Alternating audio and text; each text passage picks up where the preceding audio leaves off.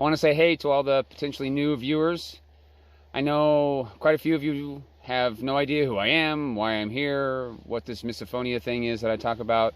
So I'm going to start going and kind of refreshing people's memories and letting the new people in on what's going on, little bits and pieces. So real quick, misophonia, the literal translation is hatred of sound. It's an irrational, over-the-top response to certain specific sounds. So a typical person might hear a bird chirping and say, wow, that sounds beautiful. And on a rough day, they may be irritated and go, man, the birds, are bothering me today.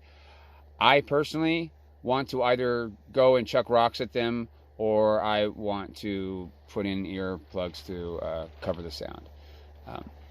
For me, it's a chronic, debilitating thing that basically makes it almost impossible for me to exist in the normal world. Most normal people, most normal misophonia sufferers have problems with things like people chewing with their mouth open, pen clicking, maybe a faucet dripping, things that are kind of repetitive and potentially irritating. But again, their response is usually fight or flight. It's either you want to attack that sound or you want to get away from it. I have a problem with all those things, plus birds chirping and screeching and so forth, dogs barking. If I'm in a house and I can hear, say, the people next door opening and closing their door and the thunking of that, cars go by and it has thumping bass, or the mufflers that are really, really loud.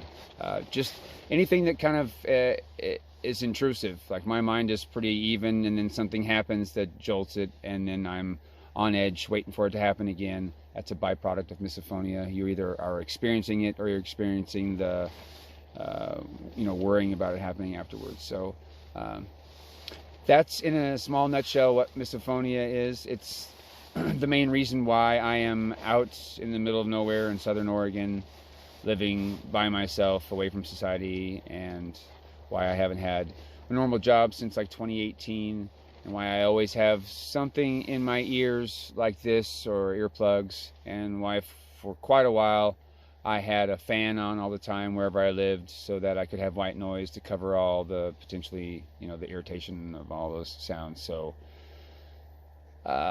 if you want to know more, look it up, because there's definitely information about it out there. There's no cure, there's no medicine. It's very difficult to deal with, and I have like a super duper ultra superhero version of it that I'm not too proud of, but it is what it is, and I'm dealing with it.